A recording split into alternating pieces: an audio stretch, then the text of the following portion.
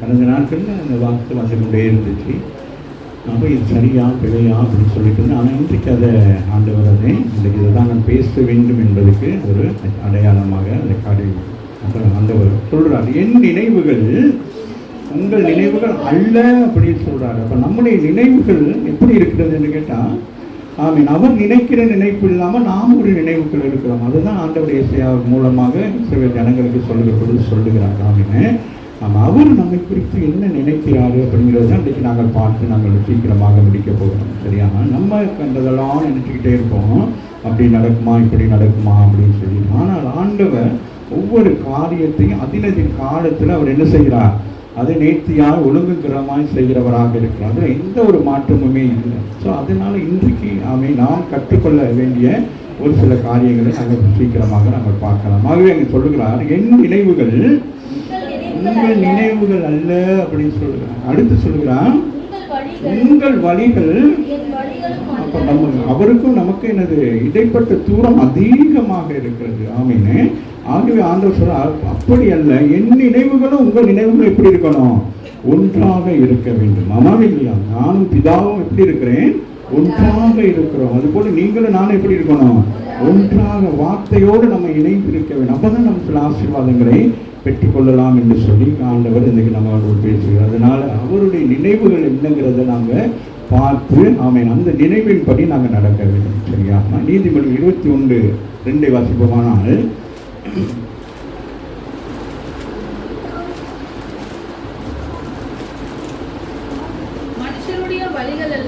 மனுஷனுடைய வழிகள் எல்லாம் அவன் பார்வைக்கு செம்மையாக தோன்றும். இப்போ நம்ம என்ன காரியங்கள் செய்தாலும் அது நமக்கு நல்லது மாதிரியே தான் தோணும். ஆனால் கர்த்தரோ அப்போ கர்த்தர் பார்க்குறார். அதுதான் மிக முக்கியம். நமக்கு செய்கிறது எல்லாம் நம்ம செய்கிறதெல்லாம் சரி சரிதான் நம்ம நினைப்போம். நம்மவே இல்லையா? ஆனால் அது அல்ல. அழகாக சாலமோன் எழுதுகிறார், மனுஷனுடைய வழிகள் அவன் பார்வைக்கு எப்படி இருக்கான், செம்மையாக இருக்கு. நம்ம செய்கிற எந்த ஒரு காரியத்தை செய்தாலும் நம்ம என்ன செய்கிறோம், அது நமக்கு நல்லதாக இருக்கும். சரி, நம்ம செய்தது சரிதான், நம்ம செய்தது சரிதான் அப்படின்னு நம்ம நினைத்து கொண்டே இருக்கிறோம். ஆனால் அடுத்த வசனம் சொல்வது, கர்த்தரும் இருதயங்களை பார்க்கிறவராக இருக்கிறார். பாருங்க, இருதயத்தை என்ன செய்கிறாரா, நினைத்து பார்க்கிறார். நம்முடைய இருதயம் எப்படிப்பட்டதாக இருக்கிறது, நம்ம இருதயத்தின் நினைவுகள் எப்படிப்பட்டதாக இருக்கிறது, அந்த இருதயத்தில் இருக்கிற வாஞ்சைகள் என்ன, விருப்பங்கள் என்ன அப்படின்னு சொல்லி நம்முடைய இருதயத்தின் நோக்கங்கள் எல்லாம் அவர் ஆராய்ந்து பார்க்கிறோம். அதுதான் நம்ம சில நேரங்கள் நம்ம ஜெபமெல்லாம் பண்ற நேரம் எல்லா ஜெபங்களுக்கும் சில நேரம் நமக்கு பதில் வராமல் இருக்கும். நம்மவே இல்லையா? ஆகவே ஆண்டவர் என்ன செய்கிறாங்க, இந்த காரியத்தை இவர்களுக்கு செய்யலாமா செய்யக்கூடாது டிசைட் பண்ணுறது அவர் தான். இப்போ நம்ம டிசைட் பண்ணி நம்ம செய்கிறோம் இல்லையா, அது அல்ல, ஆண்டவர் நமக்கு டிசைட் பண்ண வேண்டும். அதுதான் அங்கே சொல்லுகிறார் ஏசாயாவில், என் நினைவுகள் உங்கள் நம்மை குறித்து ஆண்டவர் என்ன செய்கிறார், இந்த உலகத்தை உண்டாக்குற பொழுது அவர் என்ன செய்கிறார், முதல் மனிதனாகிய ஆதாமை உருவாக்கி விட்டு என்ன செய்யவில்லை, மற்றவர்களை உருவாக்கவில்லை, எல்லாவற்றையும் உருவாக்கி தான் பிறகு என்ன செய்கிறார், ஆதாமை உருவாக்குறார் என்றார். அதுபோல உங்களை உங்கள் தாயின் கருவிலே, என்னையின் தாயின் கருவிலே உருவாவதற்கு முன்பதாக நமக்குரிய எல்லாவற்றையும் ஆண்டவர் செய்கிறார், அவர் சரியாக செய்து அதுக்கு பிறகுதான் நம்மளை என்ன செய்கிறார், உருவாக்குகிறவராக இருக்கிறார். அப்போ காலம் நிறைவேறின பொழுது அப்படின்னு சொல்லிட்டு நேற்று நாளை நான் யோசித்து பார்த்தேன். அந்த காலங்கள் நிறைவேறுகிற பொழுதுதான் ஒவ்வொரு காரியத்தையும் ஆண்டவர் செய்கிறார். இதுக்கு அநேக சூழ்நிலைகளை பார்க்கிறோம். அவன் யார், சாராளை குறித்து பார்த்தால் காலம் நிறைவேறின பொழுதுதான் யாரு, ஈசாக்கு பிறக்கிறார். அதே போல ராகேலை குறித்து பார்க்கிற பொழுது காலம் நிறைவேறின பொழுதுதான் யார் வருது, யோசேப்பு வருகிறான். அதுபோல அன்னாளை குறித்து வாசிக்கிற பொழுது மிக கவலையாக இருந்தது. அன்னாளுக்கும் என்னது, அந்த காலம் ஆண்டவர் ஒரு காரியத்தை செய்வதற்கு ஒருத்தரை இந்த பூமிக்கு கொண்டு வருவதற்கு ஆண்டவர் எதிர்பார்க்கிறார், யாரை கொண்டு இந்த காரியத்தை செய்யலாம் என்று சொல்லி. இல்லையா? ஸோ அதனால தான் சொல்றார், மனுஷனுடைய வழிகள் அவர் என்ன பார்த்தீங்க, மனுஷனுடைய வழிகள் எல்லாம் அவன் பார்வைக்கு செம்மையாக தோன்றும். அப்ப நம்ம செய்யறது எல்லாம் நமக்கு இருக்கு. ஆனால் கர்த்தர் என்ன செய்கிறாரா, இருதயங்களை பார்க்கிறாரே. அதான் மிக முக்கியம். அந்த கால வேளையிலே நம்முடைய ஆண்டவர் நம்மோடு குறைந்து நம்மை அவர் வழி நடத்துகிறவராக. இதை குறித்து பவுல் எழுதுகிறார். கொரிந்தியருக்கு பவுல் எழுதுகிற பொழுது என்ன எழுதுகிறான்னு சொல்லி நாங்கள் பார்க்கலாம். 1 கொரிந்தியர் 2ஆம் அதிகாரத்தில் 9ஆம் வசனத்தை வாசிப்போம். எழுதியிருக்கிறபடி தேவன் தம்மில் அன்பு கூறுகிறவர்களுக்கு ஆயத்தம் பண்ணினவைகளை கண் காணவும் இல்லை, காணவும் கேட்கவும் இல்லை, அவைகள் மனுஷருடைய இருதயத்தில் தோன்றதே இல்லை. நமக்கு எதுவுமே எனது ஆண்டவர் செய்ய போகிற காரியத்தை குறித்து நாங்கள் என்ன செய்யறது, யோசிக்கிறதே இல்லை. நம்முடைய யோசனையின் படிதான் இதெல்லாம் நடக்குதுன்னு சொல்லி நம்ம யோசிக்கிறோம். ஆனால் பவுல் கொரிந்தியருக்கு அழகாக எழுதுகிறார், எழுதியிருக்கிறபடியே. அப்ப எல்லா காரியங்களும் வேதத்திலே எழுதியிருக்கிறபடிதான் நம்முடைய வாழ்க்கையில நடக்கும். ஆமாவே இல்லை. அன்றைக்கு இஸ்ரவேல் ஜனங்களுக்கு நடந்திருக்கலாம், இஸ்ரவேல் ஜனங்களுக்காக அந்த வேதம் எழுதப்பட்டிருக்கலாம். ஆனால் இன்னைக்கு ஆவிக்குரிய இஸ்ரவேலாகிய உங்களுக்கும் எனக்கும் இந்த வசனத்தை நாம் விசுவாசிக்கிற போது என்ன நடக்குது, இந்த வசனம் நம்முடைய வாழ்க்கையிலும் அது நிறைவேறுகிறதாக இருக்கிறது. ஆகவே தான் சொல்கிறார், தேவன் நம்மில் அன்பு கூறுவதற்கு நமக்கு என்ன செய்திருக்காராம், ஒவ்வொன்றையும் ஆயத்தம் பண்ணி வைத்திருக்கிறார். நம்ம நினைக்கிறோம் நமக்கு இது ஆயத்தம் இல்லை, ஆண்டவர் எல்லாவற்றையும் என்ன செய்திருக்கிறார், அந்தந்த காலத்துல நமக்கு தேவையான எல்லாவற்றையும் ஆண்டவர் என்ன செய்திருக்கிறாரு, ஆயத்தம் பண்ணி வச்சிருக்கிறாரு. ஆமா, அம்மாவில் எத்தனை பேர் விசுவாசிக்கிறீங்க இந்த வாழ்க்கையில் ஆண்டவர் இதெல்லாம் ஆயத்தம். அப்ப நம்ம என்ன செஞ்சிடக்கூடாது, நம்ம ஆயத்தப்படக்கூடாது. அம்மாவில் நம்ம ஏதாச்சும் என்ன செஞ்சிடக்கூடாது, நம்ம விருப்பத்துக்கு ஒரு காரியத்தை நினைச்சுக்கிட்டு இருக்கக்கூடாது. நினைச்சிட்டு நம்ம சொல்லக்கூடாது, ஆண்டவர் தான் எனக்கு நினைப்பூட்டினார், ஆண்டவர் தான் அப்படி நல்ல. ஆகவே அவர் பாருங்க, அவர் மேல் அன்பு கூறுவதற்கு, நம்ம எல்லாருக்கும் அல்ல, அவர் மேல் விசுவாசம், அவர் மேல் நம்பிக்கை, அவரே சார்ந்திருக்கிறவர்களுக்கு. வேதத்தில் நாங்கள் பார்க்கிறோம், ஒவ்வொருவரும் அவரை சார்ந்திருக்கிற ஒவ்வொருத்தருக்கும் ஆண்டவர் செய்கிற நன்மைகள். ஆகவே இங்கே பவுல் அழகாக எழுதுகிறார், தேவன் தம்மில்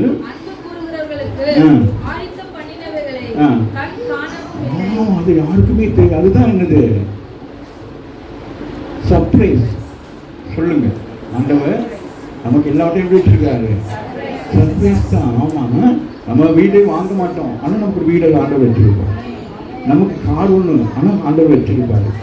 ஆமாம், அப்படி ஒவ்வொருத்தருக்கும் அவங்க மனசில் நினச்சிக்கிட்டு இருப்பீங்க, நம்மளாம் இப்படியெல்லாம் நமக்கெல்லாம் நடக்குமா அப்படின்னு நினச்சிக்கிட்டு இருப்பீங்க. அது நடக்கும், ராமின்றது. ஆமாம், இப்போ இந்த யார் ரீனா சொன்னது போல ஒவ்வொருத்தர் வாழ்க்கையில் இந்த ஒரு சாட்சி இருக்கா இல்லையா?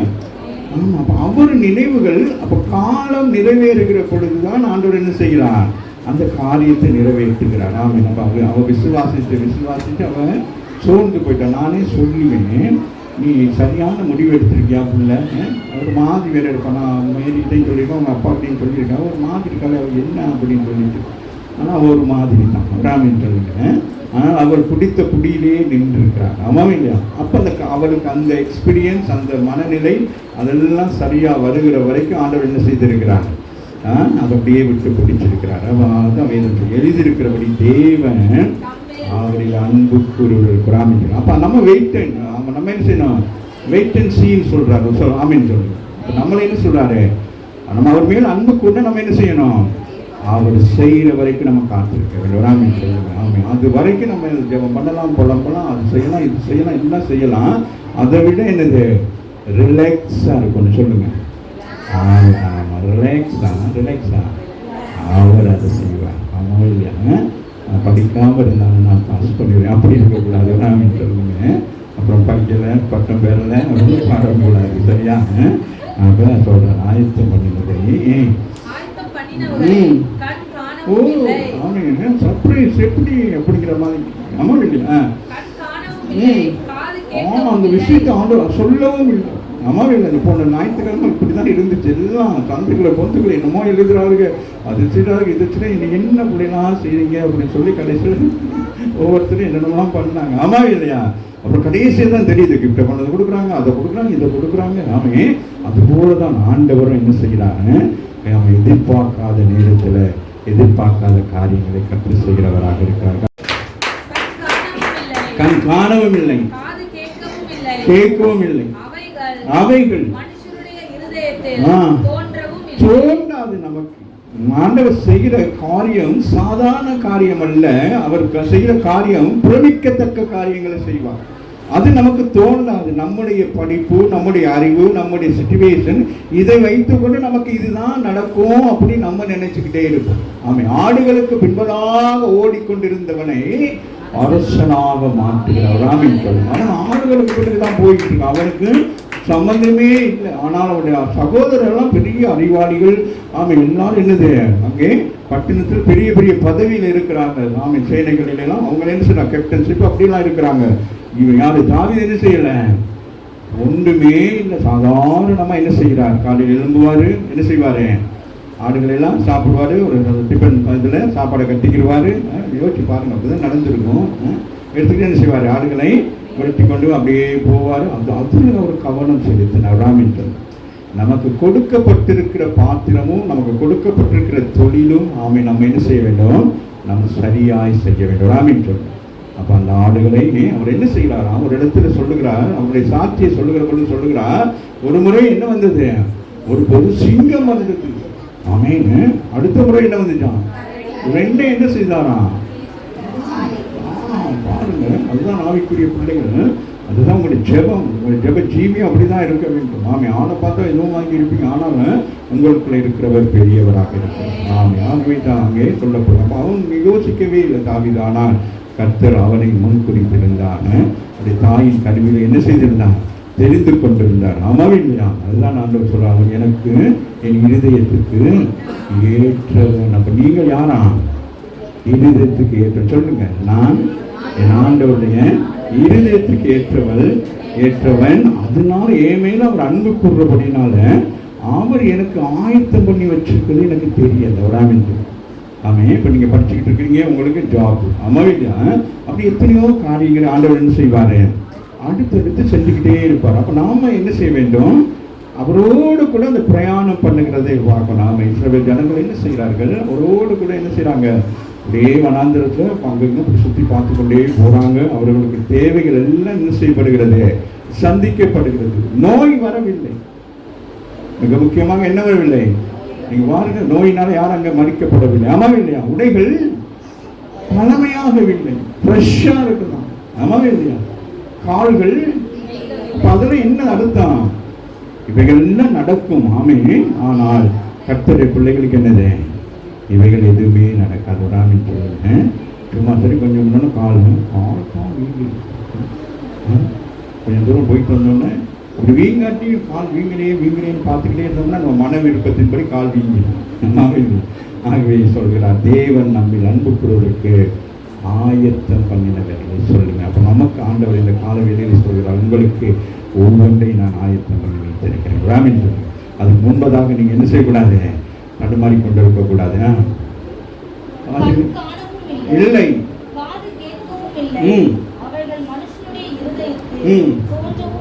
நமக்கோ ஆவியினாலே வெளிப்படுத்துகிறாங்க சொல்லுங்க. அதுதான் நம்ம ஆவியின் அபிஷேகத்தை நாங்கள் பெற வேண்டும். ஆமே, நம்ம ஆவியின் அபிஷேகம் நம்ம என்ன செய்யும், ஊந்து தள்ளும். ஆமே, நம்ம செய்ய போகிற காரியத்தை அது என்ன செய்யும், நமக்கு முன்பதாகவே வெளிப்படுத்தும். ஆமாவே, அப்ப அந்த ஆவி தான் என்ன செய்கிறது, நமக்கு என்ன செய்யுது.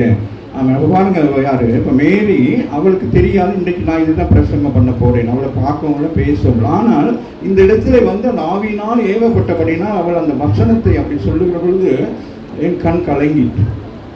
ஆவியானவர் எவ்வளவு தூரம் நம்மளை, அப்போ நம்ம கண்ணில் நினைப்போம், நம்ம மானுஷமாக தானே பார்ப்போம். அந்த ஒரு இடத்துல சொல்றாரு, ஆண்டவர் சொல்லுவாரு, மனுஷன் முகத்தை பார்க்கிறான், தேவன். அப்போ நம்ம மனுஷன் தானே, இவங்களா அப்படின்னு நம்ம நினைக்கிறது உண்டு. ஆனால் அவர்களுக்குள் இருக்கிறவர் யார் என்பதை அவர் மாத்திரம் அறிந்திருக்கிறார். ஆகவேதான் நமக்கோ தேவன் அவைகளை அந்த ஆவியானவர் எல்லாவற்றையும் ஆராய். அப்ப தேவனுடைய என்னது ஆழங்களை ஆராய்ந்திருக்கிறவர் எங்க இருக்கிறாரு, நமக்குள்ளே இருக்கிறார். கரங்களை தட்டி தேவன் அவர் நமக்கு இவைகள் எல்லாம் நமக்கு என்ன செய்வாரு, வெளிப்படுத்தும். அப்ப அப்படி வெளிப்படுத்துகிற பொழுது நமக்கு ஒரு பெரிய நம்பிக்கை வரும். புஷ்பா சொன்னது போல, ஆமே, அங்க ஓடி இங்க ஓடி அவளுக்கு ஒரு பெரிய ஒரு என்னது, ஒரு நம்பிக்கையை கர்த்தர் ஏற்படுத்தினார். அமவில்லையா, நம்ம செய்யலாம், செய்து முடிக்கலாம் அப்படின்னு சொல்லிட்டு தனித்து நின்று சில காரியங்களை, ஏன்னா அவர் ரெண்டு பக்கமும் அவர் செய்யணும். ஒன்று ஆவிக்குரிய நிலையிலையும் சில காரியங்கள் செய்ய வேண்டும், அதே நேரம் உலகத்தின் பிரகாரமாக இருக்கிற எல்லாவற்றையும் என்ன செய்ய வேண்டும், சரிப்படுத்தி கொண்டு இந்த காரியங்களை செய்ய வேண்டும். ஆமே, அதனால தான் அது சொல்றது, அந்த ஆவின் அபிஷேகத்தை அவன் பெற்றுக்கொண்டு இருக்கிறீர்கள், அதை நீங்கள் என்ன செய்ய வேண்டும், அதில் அனல் மூட்டி கொண்டே இருக்க வேண்டும். ரோமர் 11:33 என்ன சொல்லுது, வாசிங்க மகள்.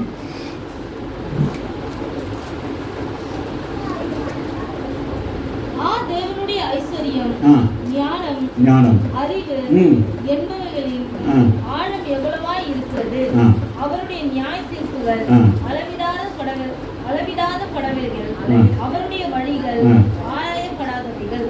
அவருடைய வழிகள் எல்லாம் நமக்கு என்ன செய்ய முடியாதான், நம்மளால் கண்டு கொள்ள முடியாது, ஆராய முடியாது. அவருடைய வழிகளை நம்ம வேதத்தை ஆராயிரன்னு சொல்லிட்டு நம்ம வேதத்துக்குள்ளே போயிடக்கூடாது. புரிகிறதா? ஒரு அளவுக்கு பிறகு நம்ம வேதத்துக்குள்ளாக நாங்கள் பிரவேசிக்கிற பொழுது அது நம்முடைய வாழ்க்கையில நமக்கு பலவீனங்கள் எல்லாம் கொண்டு வரும். ஆகவே அங்கே சொல்லப்படுகிறது. வாசிப்போம். தானியேல் 4:37 வாசிங்க மகள்.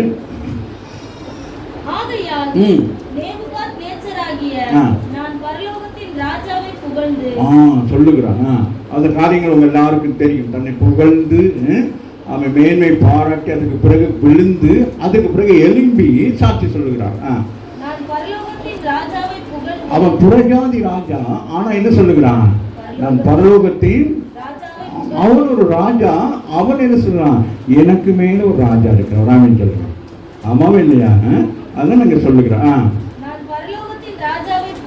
புகழ்ந்து உயர்த்தி மகிமைப்படுத்துகிறேன்.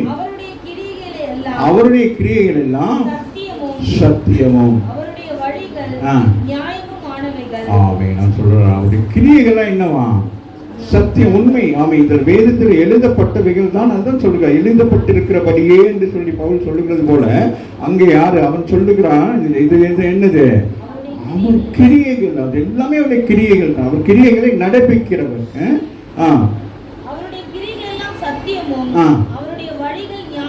அவருடைய வழிகள் எப்படி இருக்கிறதா?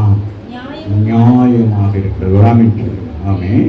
அவன் உயர்ந்தவர்களை தாழ்மைப்படுத்தும், தாழ்ந்தவர்களை உயர்த்துவதும் அவரால் போதும். ஆகவே சொல்கிறார். அவனுடைய சூழ்நிலை அவன் அனுபவிக்கிறான். தன் வாழ்க்கையில் ஏற்பட்ட பிரச்சனைக்கு பிறகு அவன் என்ன செய்கிறான்? தன்னை அனுபவிக்கிறான். அதை குறித்து இன்னொரு வசனத்தை வாசித்து நாங்கள் தொடர்ந்து போகலாம். எரேமியா 29:11 வாசிக்கும் மகள்.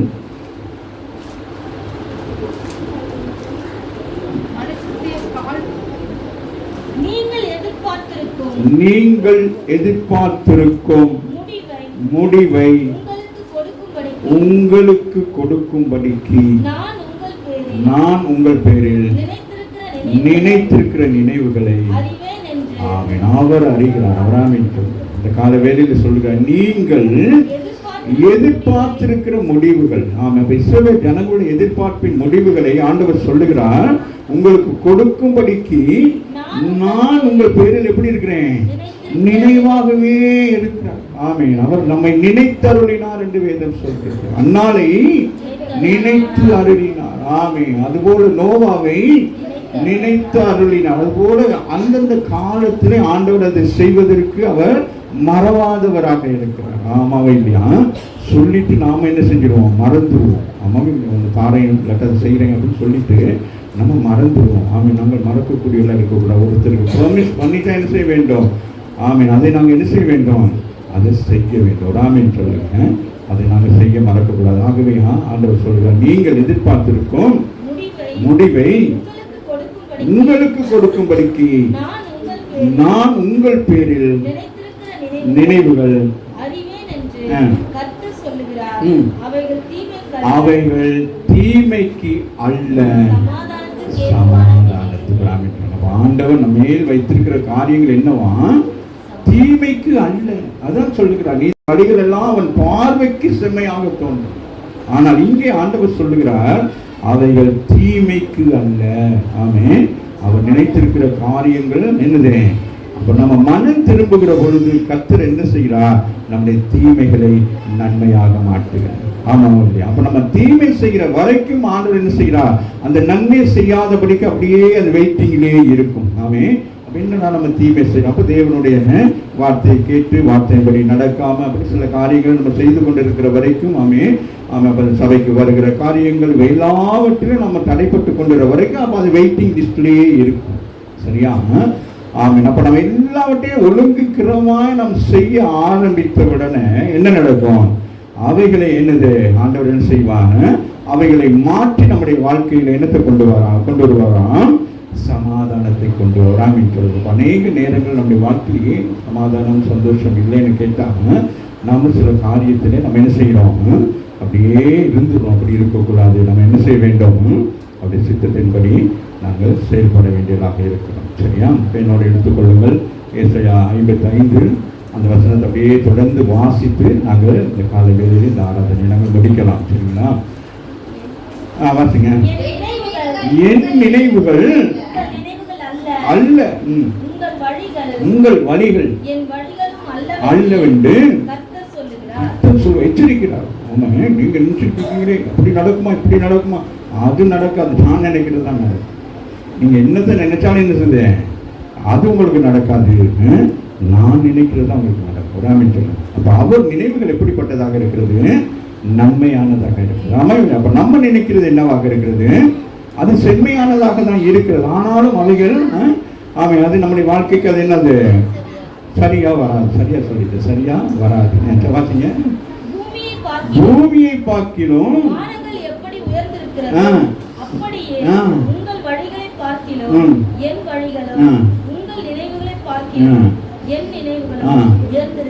உயர்ந்திருக்கிறது. கரங்களை தட்டி தேவனை. அப்ப ஆண்டவர் அவர் என்ன செய்கிறார்? நம்மை தாழ்மையிலிருந்து என்ன செய்கிறார்? உயர்த்துகிறவராக இருக்கிறார். அப்ப நம்முடைய சிந்தைகள் நம்முடைய எண்ணங்கள் எல்லாம் லிமிட்டடாகவே தான் இருக்கும். நானா எனக்கா அப்படின்ட்டு. ஆனால் ஆண்டவர் ஆவிக்குரிய ஜீவியத்திலும் சரி உலக பிரகாரமான காரியத்திலும் சரி நாம் என்ன செய்வோம்? அநேக நேரங்களில் நம்மளை தாழ்மை சொல்லி தாழ்த்தி கொள்வோம். ஆமாம் இல்லையா? அப்ப எல்லா விஷயங்களும் நம்ம தாழ்த்தி கொண்டே இருக்கக்கூடாது. சில பேர் என்ன செய்வாங்க, தாழ்மையா இருக்கிறேன் அப்படின்னு சொல்லிட்டு அப்படி அல்ல. பூமியை பார்க்கிலும் வானங்கள் எப்படி உயர்ந்திருக்கிறது. அப்ப பாருங்க, உங்களுடைய நினைவுகள் எப்படி இருக்கிறது. அப்ப உங்களை என்ன செய்ய வாங்குறாரு? ஒரு உயர்வான நிலைக்கு கொண்டு வர விரும்புகிறார். ராமின்றது. அப்ப நீங்க தரையோடு தரைமட்டமாக இருந்துட்டு போய்வோன்னு நினைக்கிறீங்க. ஆண்டவர் அப்படி இல்லை. அவர் என்ன செய்கிறாரு?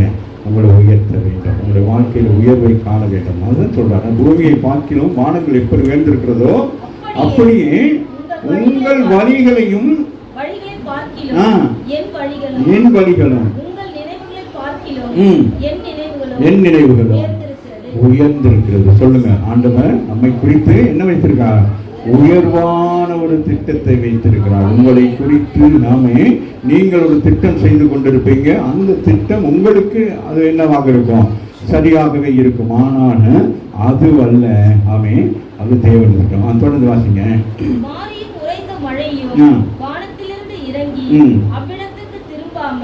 பூமியை நனைத்து அதில் நூலை கிளம்பி விளையும்படி செய்து விதைக்கிறவனுக்கு விதையையும் புசிக்கிறவனுக்கு ஆகாரத்தையும் கொடுக்கிறது எப்படியோ மாரியும் உறைந்த மழையும் வானத்திலிருந்து என்ன செய்யலாம்? அது இறங்கி அது அவ்விடத்துக்கு திரும்பாமல் பூமியை நனைக்கிறது. ஆமே, நம்ம பாருங்க, அந்த மழை என்ன செய்கிறது? பூமியிலிருந்து தான் புறப்பட்டு மேலே போய் அது என்ன செய்கிறது? ஆமே, அது சுத்திகரிக்கப்பட்ட நீர் என்ன செய்யுது? மீண்டும் பூமிக்கு வந்து விளையும்படி செய்கிறது. ஆமே, நம்ம பாருங்க, அந்த மழை நமக்கு என்னத்தை கொடுக்கிறது? விளைச்சலை கொடுக்கிறது. ஆசீர்வாதத்தின் மழையை கர்த்தர் நமக்கு கொடுக்கிறார். ஆமே, பூமியில தான் இருக்கு. ஆமே, இந்த நீர்கள் எல்லாம் என்ன செய்யுது? பெரிய குண்டுகள் இங்கிருந்து அப்படியே புறப்பட்டு அப்படியே வந்து எங்க செய்யுது? போய் எங்க சங்கமாகுது? கடலுக்குள்ளாய் போயிட்டு என்ன நடக்குது? அங்கிருந்து என்ன செய்யுது? அங்கிருந்து பாருங்க, கடலுக்குள்ள போற தண்ணீர் எப்படி போகுது? உப்பாக. என்னது? எல்லா அழுக்கு இதெல்லாம் சேர்ந்து அது உப்பாய் போயிட்டு அதுக்கு பிறகு அது என்ன செய்யுது? ஒரு ரொட்டேட் ஆகுது. அந்த காற்றின் மூலம் ரொட்டேட் ஆகி என்ன செய்யுது? அது மீண்டும் மேலே எப்படி போகுது? ஃப்ரெஷ்ஷான ஒரு தண்ணீராய் பாருங்க. கடல் மூலம் ஆண்டவர் என்ன செய்யறான்? தண்ணியை சுத்திகரிக்கிறார். நமக்கு தேவையான தண்ணீரை நம்ம கடல் தண்ணியை குடிக்கலுமா? ஆமாம். அப்ப அதை என்ன செய்யறாரு?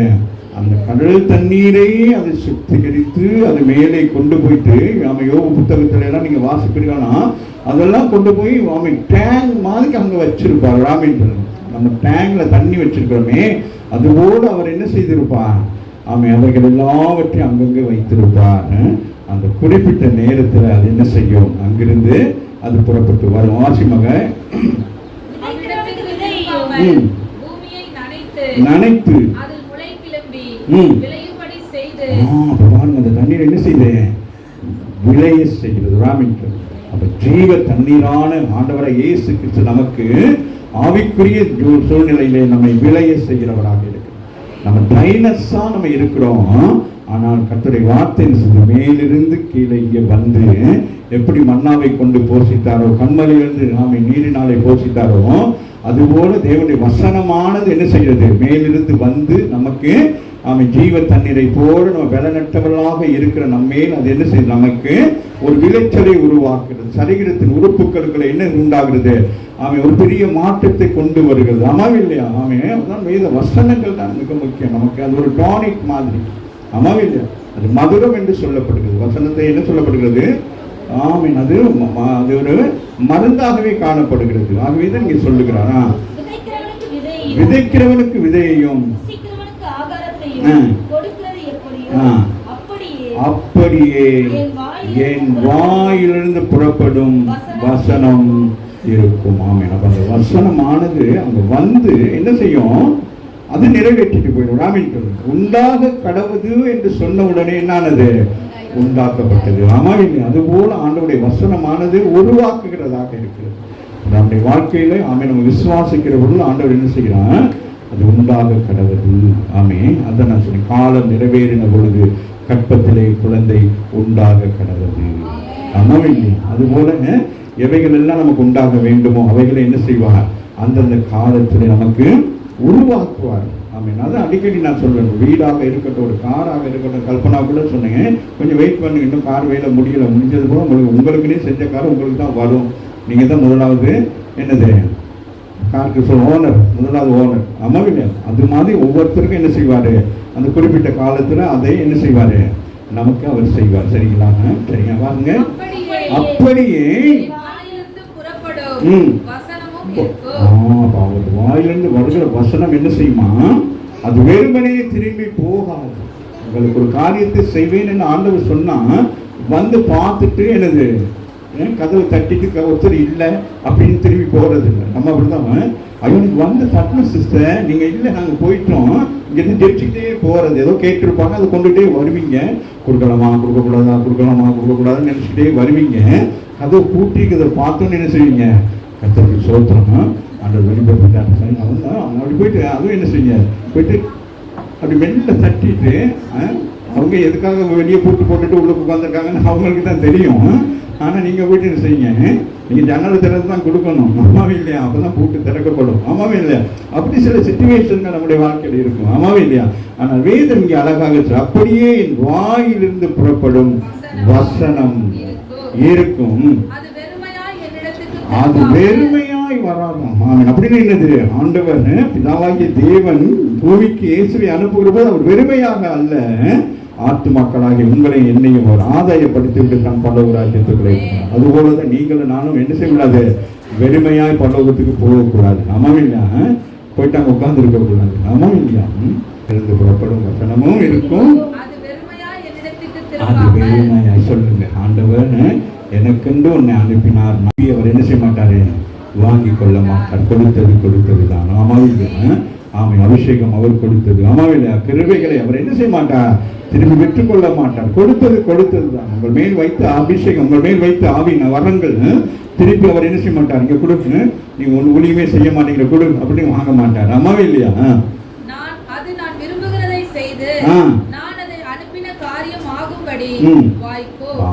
அவர் விரும்பினதை செய்வார். அதுதான் வேத வசனம். இயேசு கிறிஸ்து பிதாவாகிய தேவன் விரும்பினதை அவர் அதை செய்து முடித்தார். அதுதான் இங்க சொல்லுகிறார். வாசிங்க மகன்.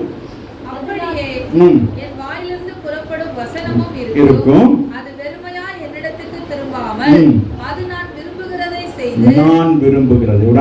அப்ப கர்த்தர் என்ன விரும்புகிறாரோ அதை தான் அவருடைய வார்த்தை செய்யும். ஆகவேதான் நீங்கள் அந்த வார்த்தைகளை என்ன செய்ய வேண்டும், பிடித்துக் கொண்டு ஜெபிக்க வேண்டும். வாக்கு தத்தங்களை பிடித்துக் கொண்டு ஜெபிக்க வேண்டும். ஆண்டவரே எனக்கு இந்த வாக்கு தத்தத்தை கொடுத்திருக்கீங்க, இந்த வாக்கு தத்தம் எனக்கு நிறைவேறும் என்று சொல்லி விசுவாசத்தை நீங்க ஜெபிக்கிற பொழுது அது என்ன செய்யும், தாமதமானாலும் அது நிறைவேறும் என்று ஆபத்தில் சொல்லப்பட்டிருக்கு. இல்லையா? தாமதம் ஆகும் தான், ஆனா காலம் நிறைவேறுகிற பொழுது அது உங்களுக்கு நிறைவேறும். சரி, வாசிங்க, முடிக்கலாம். வாய்க்கும் சொல்லுகிறார், நீங்கள் கவலையாக வேதனையோடு அப்படி அல்ல, நீங்கள் மகிழ்ச்சியாக புறப்பட்டு போகப்படுவீர்கள். ஆமென் சொல்லுங்க. இங்கிருந்து நீங்கள் புறப்பட்டு போகிற பொழுது எப்படி போகணும்? அங்கிருந்து வர்ற நேரம் எப்படி வந்திருப்பீங்க? ஒரு மனதில் ஒரு பாரம் இருந்திருக்கும், ஒரு கவலை இருந்திருக்கும். ஆமாவே இல்லையா? ஏதோ ஒன்று சும்மாவே நமக்கு என்னது, ஏதாச்சும் ஒரு கவலைன்னா நம்ம ஒன்று சேர்த்துக்கிறது. ஆமாவே இல்லையா? நல்லா இருக்கும், ஆனாலும் டக்குன்னு அப்படியே இருந்தாலும் அப்படியே ஏன் ஒரு மாதிரி இருக்கிறது அப்படியே இப்படி பார்த்து இருக்கிறது. அதனால ஒன்றுமே நடக்கப்படுது. ஆனால் இங்கே ஆண்டவர் சொல்றாரு, நீங்க மகிழ்ச்சி சொல்லுங்க, நாங்கள் மகிழ்ச்சியாக புறப்பட்டு சமாதானமாக கொண்டு போவோம். இங்கேருந்து போறேன்னு எப்படி போகணும்? அங்கேருந்து போறேன்னு விட்டுச்சுக்கிட்டு வந்திருக்கலாம். ஆமாவே இல்லையா? நானும் இங்கேருந்து போற நேரம் சமாதானமா போகணும். ஏன்னா அவர் சமாதானக்காரர். இந்த இடத்துல என்ன இருக்கிறது? சமாதானம் இருக்கிறது, சந்தோஷம் இருக்கிறது, மேன்மை எல்லாமும் இங்கே தான் இருக்குது. ராமின்றது நமக்கு தேவையானது எல்லாம் இங்கே தான் இருக்கு. சில நேரங்களில் ஆடி தள்ளுபடினா போய் அப்படியே நல்லது அது என்ன இருக்கும், பெரிய பெரிய பக்கெட் மாதிரி இருக்கும், அது உள்ளுக்கு போட்டு உள்ளுக்கு போகிறது, உள்ளுக்கு போய் தோண்டி எடுத்து இது எனக்கு சரியில்லை, எனக்கு சரியில்லை, இப்படி தூக்கி பார்க்கறது அழகாக இருக்கும், கலராக இருக்கும், பிடிச்சிருக்கும், ஆனால் ஃபிட்டாக இருக்கும். இது வேணாம் இது வேணாம் இது வேணாம் அப்படின்னு சொல்லுவோம். ஆமாவே இல்லையா? அது மாதிரி இங்கே உங்களுக்கு அவங்க பிடிக்காததில் நீங்கள் எடுக்கிறது எல்லாமே உங்களுக்கு ஏற்றதாக இருக்கிறாங்கன்னு சொல்லுங்க. அதான் சொல்கிறாங்க, நீங்கள் மகிழ்ச்சியாக அவர் நான் நினச்சிக்கிட்டு வந்த கலர் எனக்கு கிடைச்சிட்டு, நாங்கள் நினச்சிக்கிட்டு வந்தது என்னது, எனக்கு அந்த டெஸ்ட் கிடைச்சிட்டு, அந்த மாதிரி இந்த இடத்துல நீங்கள் என்னெல்லாம் நினைக்கிறீங்களோ அதை ஆண்டவர் சொல்லுகிறார். என் நினைவுகள் உங்கள் நினைவுகள் அல்ல, உங்கள் வழிகளும் வழிகளும் அல்ல. நீங்கள் மகிழ்ச்சியாக புறப்படணும். ஆலயத்திலிருந்து போகிற பொழுது எப்படி போகணும்? அதுபோல ஆலயத்துக்கு வருகிற பொழுதும் மகிழ்ச்சியாக வரணும். ஐயா சொல்லியிருக்கிறாங்க, வர்றது துக்கமாக வரணும், போக அப்படி இல்லை. நீ வர்ற பொழுதும் ஆசீர்வாதமாக இருப்பாய், நீங்கள் போகையிலையும் ஆசீர்வாதம். அப்போ வர்ற நேரம் மூன்று எடுத்துட்டு வரக்கூடாது. சில பேர் எப்படி இருக்காங்க, தர்பூசணி மாதிரி இப்போ வருவாங்க, அப்படி வரக்கூடாது. வரையில எப்படி வரணும்? மகிழ்ச்சியா. அவன் வீட்டில் இருக்கையில் மகிழ்ச்சியா, அவன் பாத்ரூமில் குளிக்கையில், ஆமாம் தூங்குற நேரம் மகிழ்ச்சியா தூங்கி பக்கத்து மேலே காலை போட்டு, ஆமாவே இல்லையா? அப்படி எல்லாம் மகிழ்ச்சி நம்மளோட உள்ளது. ஆமாம் சொல்லுங்க, அது நமக்குள்ளே உள்ளது. அது அவன் என்ன செய்கிறான், அதை எடுத்து வெளியில போட்டுட்டு துக்கத்தை, துயரத்தை, வேதனைகளை கொண்டு வரான். அதுதான் அங்க சொல்லுகிறான். உங்க நினைவுகள் எல்லாம் என்னவா இருக்கு? அதுதான் தங்குது. கடன் பிரச்சனை தங்குறதுக்கு காரணம், வியாதிகள் தங்குறதுக்கு என்ன இருக்கிறது? நம்ம நினைவுகள் அப்படியாக இருக்கிறது. அந்த நாட்கள் ஒரு மகளுக்கு கூட நான் சொன்னேன், இது வியாதியே அல்ல, இது உன்னுடைய பலவீனம். இதை நீ வியாதின்னு சொல்லிட்டு எல்லாத்தையும் யோசிச்சுட்டு இருந்தீங்கன்னா அது வியாதியாய் மாறிடும். நம்மவே இல்லையா? ஆகவே அது நம்முடைய சரீரத்தில் எல்லாருக்குமே குறைபாடுகள் வரும். ஒரு குறைபாடு ஒன்று கூடும், ஒன்று குறையும். அதை நம்ம இன்னைக்கு என்ன செய்யறாங்க, மெடிக்கலாக அது வியாதின்னு சொல்றாங்க. நாங்கள் அது வியாதி நினைக்கக்கூடாது. அது என்னது? நமக்கு இருக்கிற பலவீனம். ஆமே, உன் பலவீனத்திலே பலம் பூரணமாய் விளங்கும். வாசிங்க, முடிச்சுட்டேன். சொல்லுங்க, நீங்கள் மகிழ்ச்சியாய் புறப்பட்டு, நீங்க சொல்லுங்க, நீங்கள் மகிழ்ச்சியாய் புறப்பட்டு சொல்லுங்க. நீங்கள் பக்கத்தில் உள்ளவங்களை பார்த்து சொல்லணும். எல்லாமே நமக்கு எனக்கு எனக்குன்னு இருக்கக்கூடாது. என்ன செய்யணும்?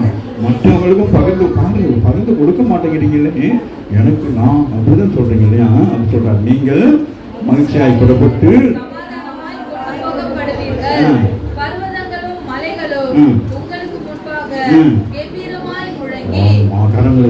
எப்படி சொல்லிட்டாங்க. ஜனங்கள் அடிமத்தனத்திலிருந்து வெளியில வர்ற நேரம், வாக்குத்தத்தம் பண்ணப்பட்ட ஜனங்கள் நம்மவில்லையா? நீங்கள் அவன் புறப்பட்டு போகிற பொழுது, கஷ்டத்தின் வேதனைகளை நீங்க புறப்பட்டு போற நேரம் என்ன இருக்கும்? எல்லாம் அப்படியே அமைதியாக இருக்கும். நீங்கள் வெற்றியாய் போறீங்க. பாருங்க, ஒரு மனுஷனுக்கு அவன் ஒரு வெற்றி கிடைக்கிற பொழுது இயற்கைக்கு அப்பாற்பட்ட காரியங்கள் நடக்கிறது. ஆமாவில்லை? பாருங்களேன், நீங்க புறப்பட்டு போவீர்கள், பர்வதங்களும் மலைகளும் அப்ப என்ன நடக்கும்? பயங்கரமா என்ன இருக்கும்? அதான் சொல்றது, இயற்கைக்கு அப்பாற்பட்ட அதிசயங்களை ஆண்டவர் செய்வார். ஆமாவில்லை? நீங்கள் அப்படி புறப்பட்டு போற நேரம் அவ்வளவு பெரிய மகிழ்ச்சி அப்படி இருக்கும் உங்களுக்கு. அப்படியே என்னது, அப்படியே ஸ்கூல் விட்டு அப்படி காலேஜுக்கு போயிட்டு அப்படியெல்லாம் வரணும் சர்டிஃபிகேட் வாங்கிட்டு இல்லை வேலையிலேருந்து அப்படி ஒரு சம்பளம்லாம் வாங்கிட்டு வரணும். அப்படி இயற்கையான ஒரு காற்று அப்படி வந்து உங்களுடைய தலைமுடியெல்லாம் ஒரு மாதிரி ஃப்ரெஷ்ஷாக போயிட்டு அப்படியே என்னது அப்படியே ஸ்டைலாக அப்படியே வருவீங்க. அன்றைக்கி தான் பார்த்தேன் போவாங்க என்னது மகள் ஃபங்க்ஷனில் பாதி பேர் வாயெல்லாம் சிவப்பாக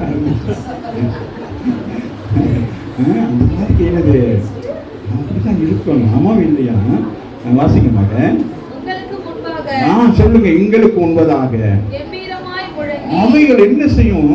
ஆமே என்னது நீங்க விடுதலை பெற்று வருகிற பொழுது இந்த இயற்கைக்கு எல்லா அவைகள் போராமை கொள்வது அல்ல, அவைகளுக்கு சந்தோஷமாக இருக்கிறாங்க. ஆமே. அதான் நான் மேலே போயிட்டு இங்க கார்டனில் போயிட்டு பேசுவேன். காலையிலே போனோன்னு குட் மார்னிங் அப்படின்னு சொல்லுவேன். அம்மாவே இல்லையா? அந்த மாதிரி நீங்கள் என்ன செய்யணும்? குட் மார்னிங் சொல்லணும். காலையில் சூரியனை பார்த்து என்ன செய்யணும்? Good morning how are you அப்படின்னு சொல்லணும். நேற்றுலாம் நான் பயந்துக்கிட்டே இருந்தேன். அந்த ஒரே நாளைக்கு ஞாயிற்றுக்கிழமை ஓய்வு நாள். ஏன்னா கடந்த நாட்கள்லாம் பயங்கரமாக மழை பெஞ்சிக்கிட்டு இருந்துச்சு. அம்மாவே இல்லையா? அந்த தேவன் நம்முடைய வார்த்தைகளுக்கு என்ன செய்கிறார்? கீழ்ப்படுகிறார். அம்மாவே இல்லையா? அதை ஒனர் பண்ணுகிறார். ஆகவே மலைகளும் உங்களுக்கு முன்பதாக கெம்பீரமாய் முழங்கி அப்படின்னு என்னது சும்மா அந்த மியூசிக் எல்லாம் போட்டு அப்படி வர்ற மாதிரி இருக்குமா? கை கொட்டுமா? மரங்கள் என்ன செய்யும்? எவ்வளவு அந்த வெற்றி சிறந்ததை காட்டுகிறார். நம்முடைய வாழ்க்கையில வெற்றி வருகிற பொழுது இயற்கையாகவே சில சம்பவங்கள்லாம் நடக்கும். இப்ப இன்னைக்கு ஒரு தலைவர்கள் அவங்க எல்லாம் ஒரு நேரம் சுத்தி என்ன ட்ரம்மெல்லாம் அடிச்சுக்கிட்டு ஆடிக்கிட்டு வராங்களே, அந்த மாதிரி நீங்கள் விடுதலை பெற்று பிசாசுடைய கிரியிலிருந்து விடுதலை பெற்று நோயிலிருந்து கடன் பிரச்சனை எல்லாருக்கும் விடுதலை பெற்று வரையில அந்த இயற்கையெல்லாம் சாட்சி சொல்லும். அவைகள்லாம் சந்தோஷமா வரவே. ஆமா, அந்த பிரச்சனை வெளியில வந்துட்டீங்களா, நோயிலிருந்து வெளியில வந்துட்டீங்களான்னு அது முணுமுணுக்கும். அம்மாவே இல்லை? அதான் சொல்லுங்க. அவைகள் என்ன சொல்லணும்? ஐயோ உங்களை நான் பார்த்தேன், இந்த ரோட்ல எல்லாம் நீங்க போற நேரம் அழுதுகிட்டே போவீங்க, அழுதுகிட்டே வருவீங்க. இந்த மரங்கள் எல்லாம் பேசும், இயற்கை எல்லாம் பேசும், ரோடு பேசும். அம்மாவே இல்லையா? ஆமாம் இல்லையா? அதுக்கெல்லாம் நீங்க விடுதலை பெற்று வர்ற நேரம் உங்க முகத்துல இருக்க அந்த அந்த என்னது அந்த மலர்ச்சியை பார்த்தோன்னே அவைகள் ஒன்றோடு ஒன்று என்ன செய்யும்? மரங்கள் ஒன்றோடு ஒன்று இடித்து கொண்டு பாருங்க விடுதலையோடு போறாங்க. இதைத்தான் நான் எதிர்பார்த்து கொண்டிருந்தேன். ஆமாவே இல்லையா? ஏன்னா அவைகள் சாட்சிகள். அவைகள் என்னது கடைசியா அவைகள் எல்லாம் சாட்சி வருமா? வெளிப்படுத்தல சொல்லப்படுகிறது. ஆமை மரங்கள் கடல்கள் இப்படி எல்லாமே நமக்கு என்ன கொண்டு வரும்? சாட்சியை கொண்டு வருமா? பதிலாக முச்செடியில கிடந்துக்கிறோம். ஆமாவே இல்லையா? நெருக்கப்பட்டுக்கிட்டு கிடக்கிறோம். இப்ப என்ன ஆகுது? எல்லாம் உடைக்கப்படுகிறது. சொல்லுங்க, இந்த கால வேலையில நான் முச்செடியிலிருந்து நான் வெளியிலே வருகிறேன் சொல்லுங்க. சில பேருடைய வாழ்க்கை முச்செடியை போல இருக்கிறது. நீங்கள் விசுவாசிப்பீர்களானால் என் ஆண்டவர் அந்த முச்செடிகளை என்னவா செய்வான்? தேவதார விருட்சத்தை போல வெளியில சுற்றி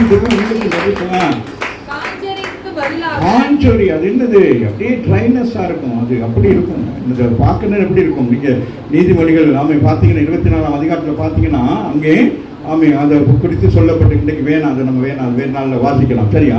காஞ்சோரிக்கு பதிலாக மிருது செடியாம். அது விசேஷித்தமான செடியாக இருக்கும். ராமின் சொல்லுங்க. அப்ப நம்முடைய வாழ்க்கை ஆண்டவர் செய்ய என்ன செய்யறார்? இந்த கால வேலையை மாற்றுகிறார். அதுதான் அல்ல என் நினைவுகள் வேற. அம்மாவும் இல்லையா? வாசிக்கமா முடிச்சிடலாம். அது என்னது? அப்ப நீங்கள் விடுதலை பெற்று அப்படி உங்களோட ஒரு சேஞ்ச் அப்படியே மாறுறீங்க. முதல்ல எப்படி இருந்தீங்க? முச்செடி போல இருந்தீங்க, கஷ்டமும் நஷ்டத்தோட. இப்ப என்ன ஆயிட்டீங்க? தேவதாரு விருட்சம். அப்ப அந்த விருட்சம் அப்படிங்கிறது வந்து பெரிய மரமாய் இருக்கிறது முளைக்கும். அப்புறம் என்னது? அப்படி அதெல்லாம் அந்த எலும்பும் தோலுமா சில நேரம் அப்படி போய் பார்த்தோம்னா அப்படிதான் இருக்கும். சில பேர் ஆஸ்பத்திரி வெளியில வர்ற நேரம் பரிதாபமா இருக்கும். ஆமாம் இல்லையா? மில்ல நடங்க அப்படின்னா அவங்க இப்படி நடப்பாங்க. ஆமாம் இல்லையா? அப்படியெல்லாம் நடந்து வந்திருப்பீங்க. இப்ப சொல்றாரு அது பதிலாக சொல்லுங்க. நான் அந்த நிலத்தில் இன்னைக்கு நினைங்க, நான் இப்போதைக்கு நான் இப்படி முச்செடியை போல இருக்கிறேன், காஞ்சொடியை போல இருக்கிறேன். ஆனால் ஆண்டவர் எனக்கு என்ன செய்யறார்? பதிலாக ஒன்றை கொடுக்கிறார். அது தீமைக்கு அல்ல, அது நன்மையானது. மிருது செடியை எழுப்பும்.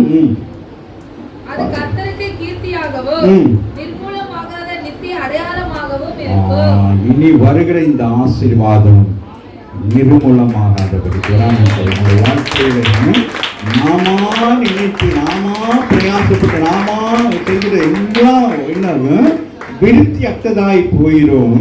ஆனால் கர்த்தர் உங்களுக்கு கொடுக்கிறது அது நித்திய அடையாளமாக இருக்கும். அதனால்தான் ஆபிரகாம் அந்த ராஜாவிடத்தில் சொல்லுகிறார், நீ என்னை ஆசீர்வதிக்க சொல்லக்கூடாது, நீங்க யாரும் சொல்லக்கூடாது. அம்மா அந்த புகையை நான் தான் வளர்த்து விட்டேன்னு, அவங்க தான் வளர்த்து, சில பேர் அப்படிதான் சொல்லுவாங்க, நான் தான் வளர்த்து விட்டேன்னா ஆடு மாடை வளர்த்து விடுறதுக்கு. அந்த விஷயத்தில் நீங்களும் நான் கவனமாக இருக்கும், மற்றவர்களை சார்ந்து நாம் இருக்கக்கூடாது. கத்த நம்ம ஆசிரியர் கடைசி வசனத்தை வாசிப்போமா? யாக்கோபு 4ஆம் அதிகாரத்தில் 14-15 வாசித்து நம்ம முடிச்சுக்குவோம். யாக்கோபு நாளைக்கு நடப்பது உங்களுக்கு தெரியாது. சொல்ல நாளைக்கு நடக்கிற பிரச்சனை உங்களுக்கு தெரியாது. உங்கள் ஜீவன் எப்படிப்பட்டது? கொஞ்ச காலத்தில் தோன்றி பின்பு தோன்றாமல் போகிற புகை போல் இருக்கிறது. ஆதலால் நம்ம என்ன செய்யணும்? எந்த ஒரு விஷயமாக இருந்தாலும் என்ன சொல்லணும்? ஆண்டவருக்கு சித்தமானால். சிஸ்டர் நாளைக்கு வர்றீங்களா? வரேன் அப்படின்னு சொல்லக்கூடாது. என்ன சொல்லணும்? ஆண்டவருக்கு சித்தமானால் நாங்களும் உயிரோடு இருந்தால். ரெண்டாவது சொல்றாரு என்னது? நாங்களும் உயிரோடு இருந்தால் இன்னதை செய்வோம் என்று சொல்ல வேண்டும். ஆமாவே இல்லை. அப்போ நம்ம என்னது ஃபுல்லா நம்ம என்ன செஞ்சோம்? ஆண்டவர்கிட்ட சரண்டர் ஆகிடும். ஆமாவே இல்லை. அதான் அங்கே சொல்கிறார் யாக்கோபு அழகா சொல்லுகிறார், நாமே நாளைக்கு நடக்கிறது நம்ம யாருக்குமே என்னது தெரியாது. என்ன நடக்குமோ நமக்கு தெரியாது. உங்கள் ஜீவன் எப்படிப்பட்டது? கொஞ்ச காலம் தோன்றி பின்பு தோன்றாமல் போகிற புகை போல் இருக்கிறது. நம்முடைய வாழ்க்கை இப்படிதான் இருக்கு. ஆனா அதனால நீங்க என்ன செய்யணும்? எந்த ஒரு காரியமாக இருந்தாலும் நீங்க என்ன செய்யணும்? ஆண்டவருக்கு சித்தமான.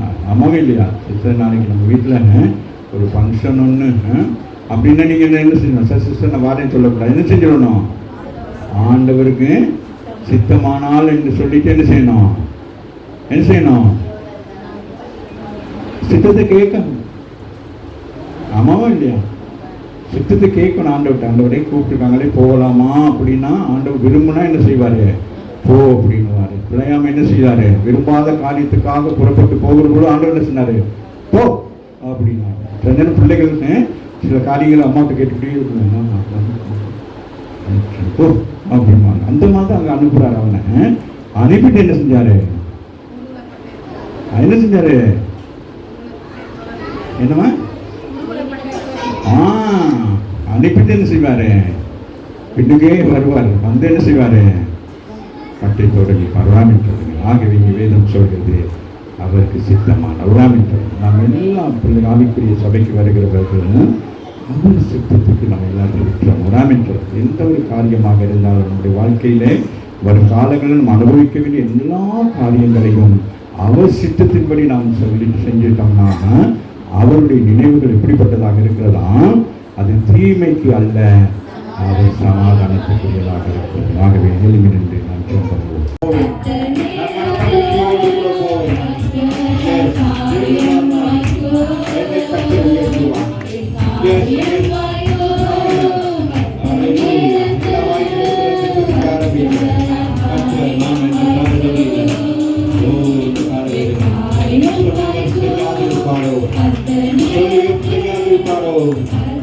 மனுஷன் அல்ல, மனம் மாறுவதற்கு அவர் உனக்கு சொன்னதை இந்த வார்த்தைகளை ஆண்டவர் சொல்லியிருந்தால் அதை நீ விசுவாசிப்பாயானால் அது உன் வாழ்க்கையின் குடும்பத்தில் அது நிறைவேறும் காலத்துக்குள் வந்துவிடுகிறேன். எல்லா கரங்களை சற்று தேவனை மேற்கொள்கிறேன். காரியத்தை வாழ்க்கை என்ன காரியம் எனக்கு தெரியாது. என் தேவன் அறிந்திருக்கிறார். என்னை குறித்த காரியம், உன் குடும்பத்தை குறித்த காரியம், உன்னுடைய எதிர்காலத்தை குறித்த காரியங்கள் அவர் நினைத்து கொண்டிருக்கிறார். அவருடைய நினைவுகள் அது உயர்வானது, அது மேன்மையானது, அது மேன்மையானது. சொல்லுங்க ஆண்டவரே, என்னை நீங்க உயர்த்த போவதற்காக நன்றி சொல்லுங்க. என் கைக்கிளிகளை ஆசீர்வாதமாக நன்றியானது. இதை நான் எதிர்பார்க்கவில்லை, இதை நான் அறியவில்லை. ஆண்டவரே, இதை நான் எதிர்பார்க்கவில்லை. என் கண்கள் காணவில்லை, என் காதுகள் கேட்கவில்லை, என் இதனை நினைக்கவில்லை. ஆண்டவரே, நமக்கு நன்றி என்று சொல்லுவோம். நன்றி என்று சொல்லுங்க, நன்றி என்று சொல்லுங்க. கற்றுள்ள நேரத்தில் உங்களை ஆமை பரிபூர்ண விடுதலைக்கு கொண்டு வருகிறார். உங்கள் இதயத்தின் காயங்கள், ஆமை இதயத்தின் காயங்கள் அது கருப்பாக, அது வலுவாக இருக்குமானால் அவைகள் எல்லாம் ஆமை அதெல்லாம் மாறி ஆமை நம் இருதயம் கைகூறுகிற இருதயமாக மகிழ்ச்சியுற்ற ஒரு இருதயமாக ஆமை கற்றை மாற்றுகிறான். ஆமை ஆமை ஆமை ஆமை நல்ல கடன்களை கட்டி ஆமை ஆமை நாளை ஒருவருவரும் ஒரு வழக்கு கட்டுவதாக கடலில் விலகற்கு கட்டுவதற்கு கிளைகள் எல்லாம் நிரந்தரமாக உள்ளார்கள். காலையில் அவர் வெட்டப்பட்டு போவானார்கள். ஆமை அவருக்கு ஆமை ஆமை அவனுக்கு காலம் முடிந்து போனது. அவனுக்கு காலம் முடிந்து போனது. அவருக்கு இருக்க நாம இனி அதிகாரம் இயேசுவின் நாமத்தினால் நாங்கள் கட்டளை கொண்டிருக்கிறோம். வெளியேறு என்று சொல்லி கட்டளை வெளியேறு சிந்தையை கட்டி வைத்திருக்கிற பொருளான ஆளுகளை இயேசுவின் நாமத்தினாலே கவிதை அப்புறப்படுத்துகிறோம். யாரும் என்கிற உன்னை கொடுத்து பயமுறுத்திக் கொண்டிருக்கிற ஆளுகளை இயேசுவின் நாமத்தினாலே